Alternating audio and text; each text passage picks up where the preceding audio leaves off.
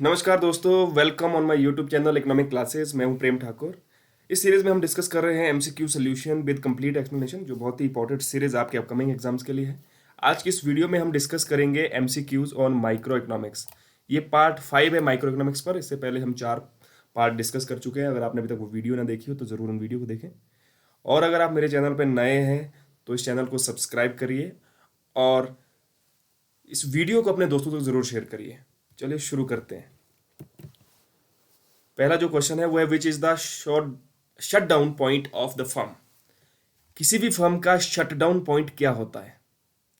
Shut down point का मतलब होता है कि जब फर्म जो है अपना बिजनेस या अपना प्रोडक्शन मार्केट के अंदर बंद कर देती है। ऑप्शंस है when the price falls below average fixed cost, when the price falls below average cost, when the price fall below marginal cost, when the price falls below average variable cost. तो वो कौन सा point होगा जहां पर एक firm industry के अंदर अपना प्रोडक्शन बंद कर देगी? The right answer is when the price falls below average variable cost. तो ये इंपॉर्टेंट है। जब price less than average variable cost से होगा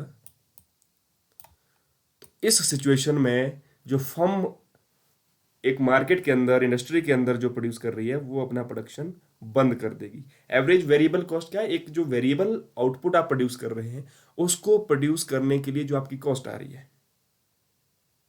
तो अगर वही आप अटेंड नहीं कर पा रहे हैं प्रोडक्शन में तो आप क्यों प्रोडक्शन करेंगे फिर?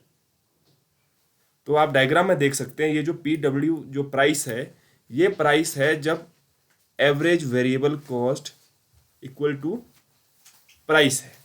अगर इससे नीचे अब अगर प्राइस हो जाए तो एवरेज वेरिएबल कॉस्ट ज़्यादा होगी फिर, तो इससे नीचे जो भी प्राइस होगा वो लॉस है उसके लिए। उस पॉइंट पे वो नहीं रहेगा, वो अपनी फर्म को बंद कर देगा या प्रोडक्शन बंद कर देगा। Next question, in the perfect competitive market what shape is the demand curve of the firm. बहुत ही सिंपल सा इजी सा क्वेश्चन है। जो कॉम्पिटिटिव मार्केट है उसके अंदर जो डिमांड कर्व होता है किसका? फर्म का। ये आपको ध्यान रखना है क्योंकि इंडस्ट्री और फर्म के कर्व में यहाँ पे डिफरेंस है। जो पर्टिकुलर फर्म का जो डिमांड कर्व होगा वो किस तरह का होगा? अपवर्ड होगा, डाउनवर्ड होगा, या हॉरिजेंटल होगा, या फिर वर्टिकल होगा? तो ये होगा हॉरिजेंटल। परफेक्ट कंपटीशन में डिमांड कर्व हमेशा हॉरिजेंटल होता है, इसको AR कर्व भी कहते हैं। तो परफेक्ट कंपटीशन का एक इंपॉर्टेंट फीचर क्या है कि यहाँ पे जो फर्म होती है वो प्राइस टेकर होती है, जो कि इंडस्ट्री से प्राइस लेती है। यहाँ पे इंडस्ट्री में इक्विलिब्रियम होता है, इंडस्ट्री का डिमांड का नेगेटिव स्लोप होगा, सप्लाई कर्व है। यहाँ पे जो प्राइस डिटरमिन होगा उसी को ही फॉलो करेगा फर्म, और इसी प्राइस पे वो वेरियस क्वांटिटी को मार्केट के अंदर सेल करेगा।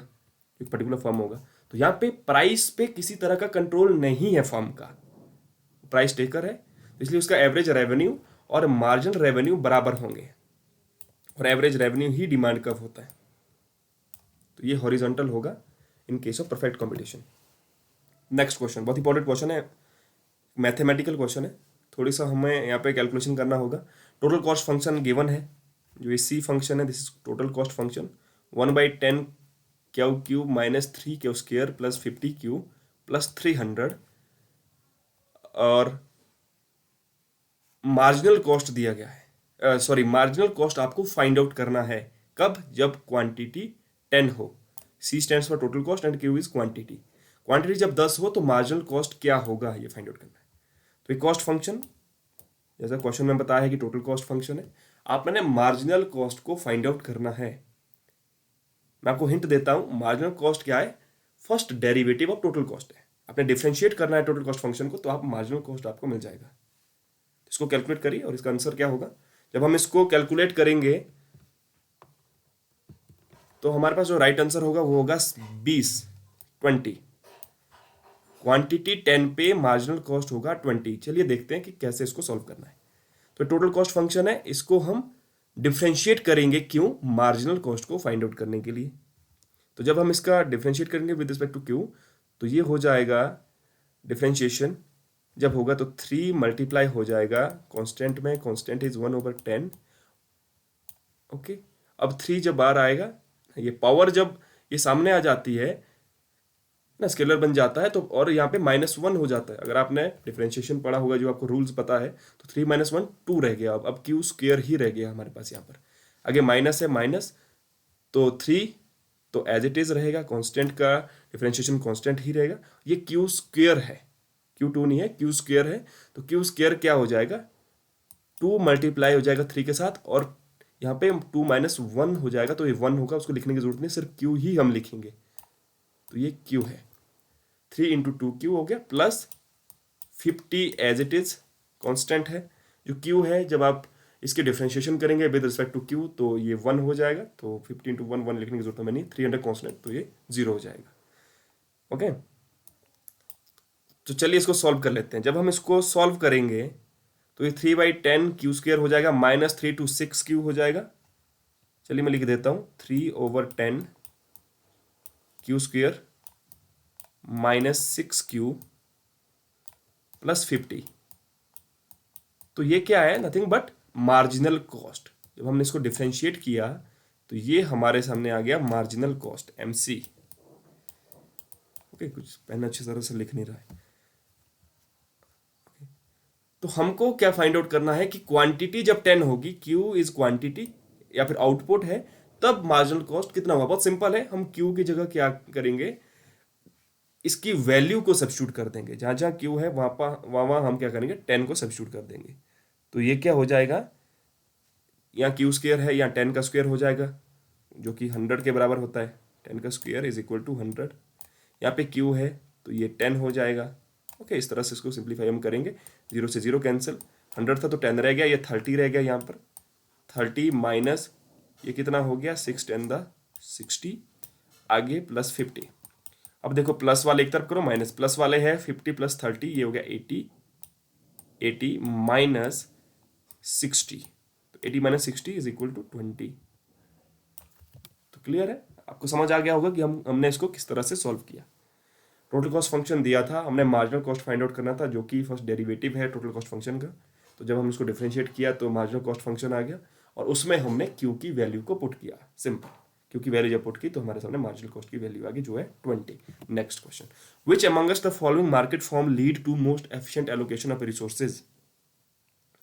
नीचे कुछ मार्केट फॉर्म दी गई है, आपको बताना है उनमें से कौन सी market form most efficient allocation करती है रिसोर्सेज का। मार्केट्स है monopolistic, monopoly, oligopoly and perfect competition. Most efficient allocation मतलब हम एफिशिएंटली यूज कर रहे हैं रिसोर्सेज को, उनका हम ऑप्टिमम यूज करते हैं किस मार्केट के अंदर। The answer is perfect competition. आप देख रहे हैं यहाँ पे ये एक फर्म का लॉन्ग रन इक्विलिब्रियम है परफेक्ट कंपटीशन के अंदर। ये इसका इक्विलिब्रियम पॉइंट है जहाँ पे ये सभी कर्व एक दूसरे को इंटरसेक्ट कर रहे हैं। तो ये इक्विलिब्रियम आउटपुट लेवल है और ओपी प्राइस होगा। तो आप देख सकते हैं कि यहाँ पे जो लॉन्ग रन एवरेज कॉस्ट है वो मिनिमम है। जो मिनिमम एवरेज कॉस्ट जो पॉइंट होता है, जो लेवल है होता है जब एवरेज कॉस्ट का मिनिमम, तो वो सोशली एफिशिएंट एलोकेशन होता है।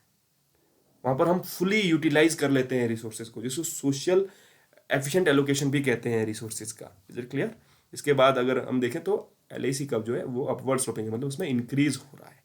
तो ये मिनिमम पॉइंट पे इक्विलिब्रियम में है, तो इसलिए हम कह सकते हैं कि जो परफेक्ट कंपटीशन है उसमें लॉन्ग रन के अंदर जो फर्म है वो एफिशिएंट एलोकेशन करती है रिसोर्सेज का।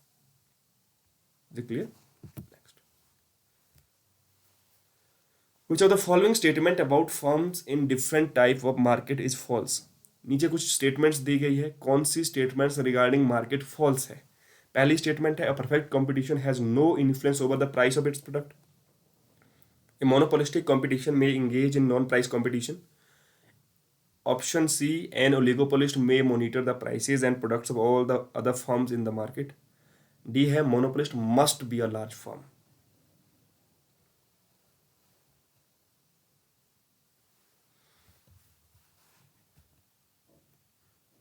तो कौन सा स्टेटमेंट गलत है। जो गलत स्टेटमेंट है वो है डी, कि जो मोनोपोलिस्ट है वो जरूरी नहीं कि एक लार्ज फर्म ही हो, एक छोटी फर्म भी मोनोपोलिस्ट हो सकती है।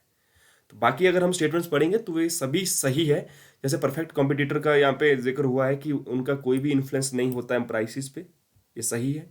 जो इंडस्ट्री में जो डिमांड एंड सप्लाई फोर्सेस जो प्राइसेस डिटरमिन करती है, वही प्राइस फर्म फॉलो करती है। तो basically firm is price taker not price maker. जो दूसरी स्टेटमेंट थी वो थी मोनोपोलिस्टिक कंपटीशन में engage in non price competition. ये एक इंपॉर्टेंट फीचर है मोनोपोलिस्टिक कंपटीशन का कि ये नॉन प्राइस कंपटीशन यहाँ पे होता है। कैसे compete करती है फर्म्स एक दूसरे के साथ? अपने प्रोडक्ट में वेरिएशन लाके, प्रोडक्ट डिफ्रेंशिएशन वहाँ पे एक इंपॉर्टेंट फीचर है। तो प्रोडक्ट में उसकी पैकिंग में चेंज कर लेगी, उसके वेट में चेंज करेंगी, उसकी अपनी क्वालिटी थोड़ी ज़्यादा बताएगी लोगों को एडवर्टाइज करके। तो जो सेलिंग कॉस्ट है उसका एक बहुत इंपॉर्टेंट रोल है। तो उसको हम बेसिकली कहते हैं नॉन प्राइस कॉम्पिटिशन, है ना, क्योंकि वो क्लोज सब्स्टिट्यूट है एक दूसरे के, तो प्राइस में ज़्यादा चेंज नहीं कर सकते हैं। तो नॉन प्राइस कॉम्पिटिशन के थ्रू वो compete करते हैं मार्केट के अंदर, ये भी करेक्ट है। थर्ड था ओलिगोपोलिस्ट में monitor the prices and products of all the other firms in the market. कि जो एक ओलिगोपोलिस्ट होता है, ओलिगोपोली मार्केट बेसिकली क्या है, जहाँ पे फ्यू फर्म्स है, जो बेचने वाले सेलर जिसे हम कहते हैं वो फ्यू है, लेकिन लार्ज नंबर ऑफ बायर्स है। तो जो ओलिगोपोलिस्ट होगा, जो एक पर्टिकुलर फर्म होगी ओलिगोपोली मार्केट के अंदर, वो मॉनिटर करती है दूसरी फर्म के प्राइसेस और आउटपुट लेवल को, कि वो किस प्राइस पे कितना आउटपुट मार्केट में सेल कर रहा है। तो एक इंटरडिपेंडेंस उनकी होती है। अगर दूसरे के प्राइसेस में कोई फ्लक्चुएशन हो जाए, कोई चेंजेस हो जाए, तो उसके क्वांटिटी डिमांड या उसके डिस्ट्रीब्यूशन पे भी उसका फर्क पड़ता है। क्योंकि अगर जब 3-4 लोग मार्केट में होंगे, अगर एक ने थोड़ी प्राइसेस कम कर दी उस पर्टिकुलर कम्युनिटी की, तो उसकी ज़्यादा डिमांड हो जाएगी, आपकी कम रहेगी, तो उसके प्रॉफिट लेवल, उसके रेवेन्यू और उसकी क्वांटिटी डिमांडेड पर फर्क पड़ता है। तो इसलिए इंटरडिपेंडेंस वहाँ पे होती है। बहुत ही इंपॉर्टेंट एक करेक्टरिस्टिक्स आप कह सकते हैं ओलिगोपोली मार्केट का, कि जो फर्म्स होती है वो इंटरडिपेंडेंट रहती है। तो ये तीनों स्टेटमेंट सही है, जो फोर्थ है वो गलत होगी। Is it clear? Next question, to see whether a firm is making an economic profit which of the following should be deducted from its revenue. अगर कोई फर्म इकोनॉमिक प्रॉफिट मेजर करना चाहती है कि उसकी जो प्रोडक्शन है, उसका जो प्रोड्यूस है, उसकी इकोनॉमिक प्रॉफिट कितना है उसको उसके प्रोडक्शन से, तो वो अपने रेवेन्यू में से जो उसकी टोटल इनकम है उसमें से क्या डिडक्ट करेगा, क्या उसको डिडक्ट करना चाहिए? Explicit cost only, explicit cost plus depreciation, it's implicit cost only, या फिर एक्सप्लिसिट कॉस्ट और इम्प्लिसिट कॉस्ट? यहाँ पे इकोनॉमिक प्रॉफिट की बात हो रही है, तो ध्यान देने वाली चीज है कि इकोनॉमिक प्रॉफिट और अकाउंटिंग प्रॉफिट में आपको डिफरेंस पता होना चाहिए। The right answer is D, it's implicit cost and it's explicit cost. ये दोनों तरह की जो कॉस्ट है, इनको हम डिटेक्ट कर देंगे किससे? रेवेन्यू से। तो जब हम इन दोनों को डिटेक्ट करेंगे रेवेन्यू से, तो we will get economic profit of that firm. Okay, समझ लेते हैं कि कॉस्ट होता क्या है। ये कॉस्ट कंसेप्ट है, इससे पहले हमने इसके क्वेश्चन नहीं डिस्कस किए, तो समझ लेते हैं कॉस्ट क्या है। कॉस्ट क्या होता है? किसी चीज की अगर आप कॉस्ट बोलेंगे, किसकी क्या कॉस्ट है? Cost means what you give up to get it. आपको वो पर्टिकुलर गुड्स मिली, उसके लिए आपने क्या गिव अप किया, वो बेसिकली कॉस्ट होगी। तो इकोनॉमिक्स जो है, उन्होंने फर्म की जो कॉस्ट ऑफ प्रोडक्शन है उसमें उन्होंने सभी तरह की अपॉर्चुनिटी कॉस्ट को इंक्लूड किया है। Cost means all opportunity cost, जिसमें एक्सप्लिसिट कॉस्ट भी है, इम्प्लिसिट कॉस्ट भी है। और एक्सप्लिसिट कॉस्ट क्या होता है कि डायरेक्ट पेमेंट, आप लेबर हायर कर रहे हैं, उसके लिए आप वेजेस दे रहे हैं, तो वो जो आप कॉस्ट बियर कर रहे हैं वो आपकी एक्सप्लिसिट कॉस्ट होगी, जिसको अकाउंटिंग कॉस्ट भी कहते हैं, जिसको आप अकाउंट कर रहे हैं। इम्प्लिसिट कॉस्ट, इनडायरेक्ट पेमेंट, आप अपने ही लैंड पे मान लो प्लांट बिल्ड कर रहे हैं, तो अगर आप दूसरी लैंड पे करते तो आप वहाँ पे डायरेक्ट पेमेंट करते दूसरे को, क्या कहते हैं? रेंट। लेकिन अपने लिए आप डायरेक्ट पेमेंट नहीं कर रहे हैं, लेकिन आफ्टर ऑल आप अपनी ही लैंड पे उसको बिल्ड कर रहे हैं, तो उसकी तो कोई कॉस्ट है। तो जो आपको वो दूसरे जब किसी और से आप जब उसको रेंट पे ले रहे थे, लेकिन अब आप अपना उसको यूज कर रहे हैं, लेकिन उसकी फिर भी वैल्यू है, तो क्या वैल्यू है उसको कहेंगे हम इम्प्लिसिट कॉस्ट, उसकी जो आप बियर कर रहे हैं। डायरेक्ट पेमेंट तो नहीं कर रहे हैं, लेकिन मान लो आप एज ए मैनेजर खुद काम कर रहे हैं, तो अगर आप मैनेजर हायर करते हैं अपने प्लांट के लिए, तो उसको आप सैलरी देना होता है, तो सैलरी देंगे तो वो आप कॉस्ट बियर कर रहे हैं, लेकिन आप खुद ही मैनेज कर रहे हैं, खुद ही मैनेजर है, तो वो भी एक आप वैल्यू है उसकी, जो इम्प्लिसिट कॉस्ट है, इनडायरेक्ट पेमेंट है, तो वो इम्प्लिसिट होगी, वो अकाउंटिंग कॉस्ट नहीं है। ओके, तो इन दोनों को मिला के अगर हम दोनों का समेशन करें, एक्सप्लिसिट और इम्प्लिसिट कॉस्ट का, उसको इकोनॉमिक कॉस्ट कहते हैं।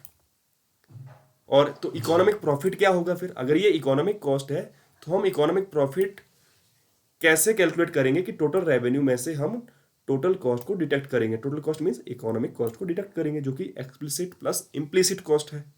तो जब ये डिडक्ट हो जाएगी we will get economic profit. और इकोनॉमिक्स में हम इकोनॉमिक प्रॉफिट की ही बात करते हैं।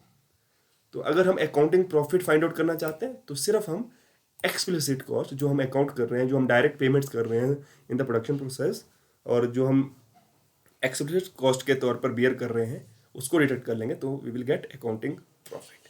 Okay, next question. In the short run which of the following always get smaller as output increasing.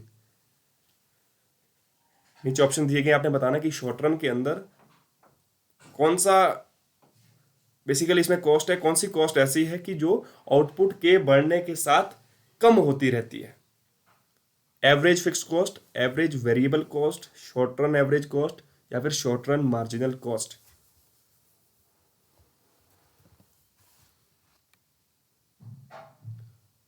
The right answer is average fixed cost. Average fixed cost क्या है? It always get smaller as output increases. अब diagram में देख रहे हैं, इसको rectangular hyperbola भी कहते हैं। ये जो कर्व है ये एवरेज फिक्स कॉस्ट कर्व है। अब फिक्स कॉस्ट क्या होता है? टोटल फिक्स कॉस्ट होता है कि जब आप प्रोडक्शन शुरू कर रहे होते हैं तो उससे पहले मान लो आप किसी एक पर्टिकुलर कमोडिटी प्रोड्यूस करना चाहते हैं, उसके लिए आपको प्लांट चाहिए, आपको मशीनरी चाहिए, है ना। ये सारी जो फिक्स्ड सप्लाई जिसकी है फैक्टर की, ये आपको पहले ही बिल्ड करना पड़ता है। अभी आपने प्रोडक्शन शुरू नहीं किया है, लेकिन प्रोडक्शन शुरू करने से पहले भी आपको कोई खर्चे उठाने पड़ते हैं, उसकी कुछ लागत होती है जिसको कहते हैं फिक्स्ड कॉस्ट। मान लो आपने प्लांट बिल्ड किया, आपने मशीनरी बिल्ड की, उसके लिए आपने 100 रुपीज़ खर्च किए फॉर एग्जाम्पल, तो ये टोटल फिक्स्ड कॉस्ट हो गई। अभी प्रोडक्शन का लेवल है 0, अभी आपने कोई भी यूनिट आउटपुट का प्रोड्यूस नहीं किया है, तब आपने ये कॉस्ट वेयर की है।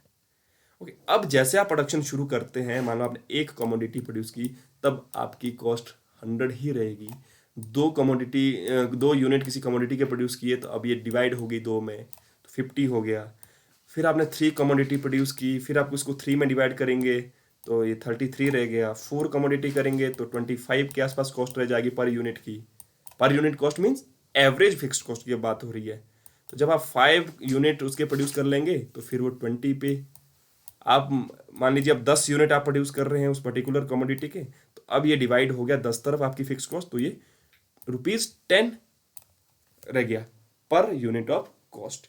तो शुरू में क्या होता है, ये तेजी से घटती है। आप इस कर्व को भी देख सकते हैं, इसमें जो डिक्लाइन है वो बहुत शार्प डिक्लाइन है शुरू में, लेकिन धीरे धीरे फिर ये इस तरह से फ्लैटन होता जाता है कर्व, जो कि एक रेक्टेंगुलर हाइपरबोला है। तो ये भी याद रखें ये टर्म, कई बार डायरेक्ट क्वेश्चन पूछ लेते हैं कि कौन सा कॉस्ट कर्व है जिसको हम रेक्टेंगुलर हाइपरबोला कहते हैं। वो है average fixed cost per unit of fixed cost, per unit of output की जो फिक्स्ड कॉस्ट है उसको कहते हैं एवरेज फिक्स्ड कॉस्ट। ये क्लियर है ये concept? Okay, then move to next. अगला जो क्वेश्चन है वो है on a graph for a monopolist और monopolistic competitor which of the following curve coincide.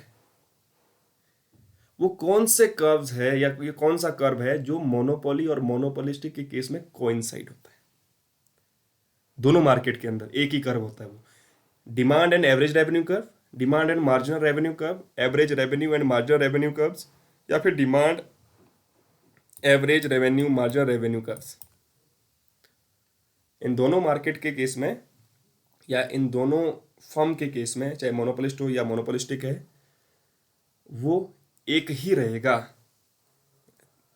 आपको समझ आ गया होगा, बहुत इजी सा क्वेश्चन है। इसका जो आंसर है वो है A, the demand and average revenue curves only. AR और डिमांड कर्व हमेशा एक ही रहता है, चाहे वो मोनोपोली के केस में है AR कर्व जो होगा वही डिमांड कर्व होगा, और जो मोनोपोलिस्टिक फर्म है उसके केस में भी ये सेम ही होता है। हालांकि इसकी स्लोप में डिफरेंस हो सकता है। यहाँ सोल प्रोड्यूसर है, उसका जो नेचर है कर्व का वो दूसरी तरह का हो सकता है, उसकी इलास्टिसिटी कम रहती है, और क्यों रहती है लेटर ऑन हम जो रेवेन्यू का डिटेल से डिस्कस करेंगे तब हम इसको उस कंसेप्ट के अंदर डिस्कस करेंगे। तो इसका थोड़ा सा इलास्टिक रहता है कर्व, प्रोडक्ट डिफरेंशिएशन है, इलास्टिसिटी ज़्यादा है, प्राइस में अगर आप ज़्यादा चेंज कर लेते हैं तो आपके डिमांड पे बहुत ज़्यादा फर्क पड़ता है। ओके, तो बेसिकली यहाँ क्या हमें समझना है कि डिमांड और एवरेज रेवेन्यू कर्व सेम रहते हैं। तो पहले समझ लेते हैं डिमांड और रेवेन्यू कर्व को। जब सिंगल फर्म की हम बात करते हैं जिसको मोनोपोली कहते हैं, तो फर्म का ही डिमांड कर्व इंडस्ट्री का डिमांड कर्व होता है, डाउनवर्ड स्लोप वो रहता है। तो अगर आप डिमांड इक्वेशंस देखें तो डिमांड इक्वेशन क्या होती है, अगर आप क्वांटिटी की टर्म में देखें तो इस तरह से आप लिख सकते हैं इसको, X is quantity is equal to B not minus B not क्या है, जो हम अदर थिंग बीइंग इक्वल की बात करते हैं ना डिमांड फंक्शन के अंदर, कि सभी जो अदर फैक्टर है, इनकम हो गई या रिलेटेड गुड्स के प्राइसेस हो गए, टेस्ट प्रेफरेंस हो गया, वो कांस्टेंट रहेगा, वो डिनोट करता है यहाँ पे कांस्टेंट बी नॉट से। ओके, ये स्लोप है उसका और ये प्राइसेस होगा, और इस तरह से हम इसको प्राइस की फॉर्म में लिख सकते हैं, price is equal to this. Is it clear? और हमें पता है कि रेवेन्यू बराबर होता है total revenue is equal to price into quantity demanded, और एवरेज रेवेन्यू क्या होगा, पर यूनिट ऑफ रेवेन्यू, जो आउटपुट का पर यूनिट है उससे हमें कितनी आय मिल रही है वो एवरेज रेवेन्यू का, nothing but total revenue over quantity demanded. कि टोटल हमें हमारे पास क्वांटिटी सप्लाइड होगा कि हमारे पास 10 क्वांटिटी और कीमत भी उसकी 10 रुपये थी, तो टोटल रेवेन्यू कितना होगा इसका 10 इंटू 10 100 हो जाएगा। अगर हम पर unit of revenue find out करेंगे तो कैसे होगा, टोटल रेवेन्यू जो कि 100 है उससे हम डिवाइड कर देंगे टोटल क्वांटिटी को, तो वो कितना आ जाएगा 10, कि ईच यूनिट जो आउटपुट का है उसका प्राइस ₹10 है। तो ये बेसिकली क्या हुआ, price, average revenue is nothing but price. यहां से भी हम क्लियर कर सकते हैं कि कैसे ये प्राइस के बराबर है, आर पी इंटू एक्स था तो यहाँ हमने पी इंटू एक्स की वैल्यू पुट की, अपॉन एक्स एक्स से एक्स कैंसिल हो गया, and we are remain with P, A R is equal to P. अब पी क्या था, जो आपका डिमांड इक्वेशन है, तो ये था B not minus B one into X. तो ये एक इक्वेशन है एवरेज रेवेन्यू की। जो डिमांड इक्वेशन है वही एवरेज रेवेन्यू की इक्वेशन है, जो हमने इस क्वेश्चन में डिस्कस किया कि जो डिमांड कर्व है वही एवरेज रेवेन्यू कर्व होगा। Is it clear? अब अगर हम यहां से मार्जिनल रेवेन्यू कर्व को या मार्जिनल रेवेन्यू को फाइंड आउट करना चाहे तो क्या करेंगे, हम क्या कर देंगे, टोटल रेवेन्यू को डिफ्रेंशिएट कर देंगे। जो टोटल रेवेन्यू इक्वेशन जो यहां से बनेगी पी इंटू एक्स है ना, पी अगर है तो पी इंटू एक्स हम इजिली कर लेंगे। ओके, तो ये B not into X into minus, मतलब एक्स दोनों में मल्टीप्लाई हो जाएगा, बी नॉट में भी हो गया कांस्टेंट में, और उसके बाद यहाँ पे एक्स में एक्स से मल्टीप्लाई हुआ तो ये एक्स स्क्वायर हो गया। कंफ्यूजन तो किसी तरह का नहीं है ना, ये हमने क्या किया, पी इंटू एक्स कर दिया, जो कि टोटल रेवेन्यू था पी इंटू एक्स, पी था B not minus B one X, इसको हमने मल्टीप्लाई कर दिया एक्स से, तो हमें ये यहाँ पे मिला ये एक्सप्रेशन।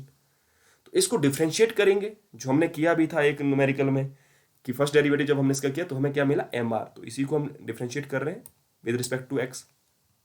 तो जब हमने इसको डिफ्रेंशिएट किया तो ये तो कांस्टेंट है बी नॉट, तो एज इट इज रहेगा, एक्स का differentiation with respect to X D X over D X 1 हो जाता है, माइनस साइन है तो माइनस, तो पावर है एक्स स्क्वायर है तो पावर सामने आ जाती है, -2 हो गया, और यहाँ पे 1 रह गया, बी वन सिर्फ एक्स रह गया, यहाँ पर एक्स रीज टू पावर 1 है ना, लिखने की जरूरत नहीं है, किसी की पावर 1 है तो ये एक्स ही रहेगा, और बी वन भी एज इट इज है क्योंकि कॉन्स्टेंट है।